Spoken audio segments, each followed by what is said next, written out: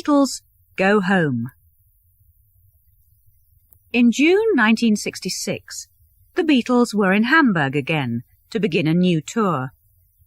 Then they flew to Tokyo, and the tour began to go wrong. There were many Beatles fans in Japan, but some people there thought the group was a bad example to young people. The band had to stay in their hotel. They only came out to play in concert. Things became worse in the Philippines. In George's words, it was bad news from the beginning. The real problem came after the concert in Manila. Imelda Marcos, the wife of the country's leader, invited the band to a party. The band's answer was a polite no. Some of them can't even remember the invitation. The next day, something was clearly wrong. Nobody at the hotel brought breakfast for the band. Then they turned on the television, and suddenly they understood. They saw Imelda Marcos in tears. The camera showed crying children and the empty dinner table. In George's words, we watched ourselves not arriving. The people of the Philippines were very angry. As the band drove to the airport, crowds shouted, "Beatles, go home." The band was pushed around at the airport, and their road manager was knocked over. Before they could leave, Brian Epstein was called off the aeroplane. He had to give back all the money from the band's concert there. Years later, Paul knew more about Marcos's government. Then he was happy about missing the garden party.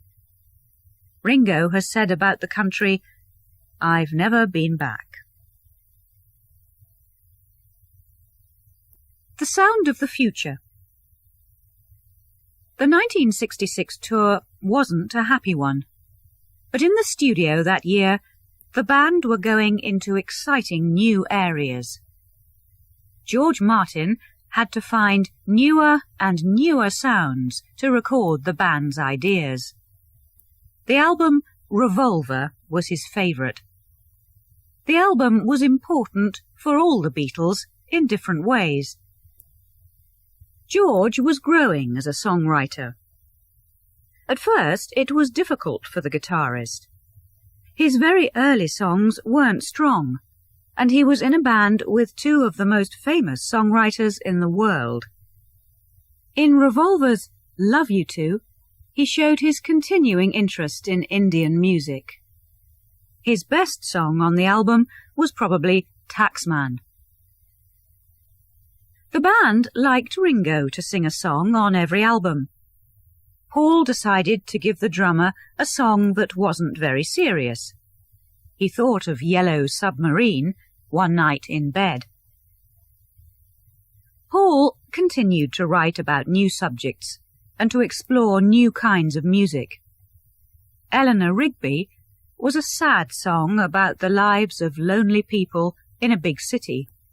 Again, strings were used, and McCartney recorded the song without the other Beatles. "We were just drinking tea," said George. John was exploring too. With the songs She Said, She Said and Tomorrow Never Knows, he went into strange new musical areas. Tomorrow Never Knows was like a promise of the wild music at the end of the 1960s.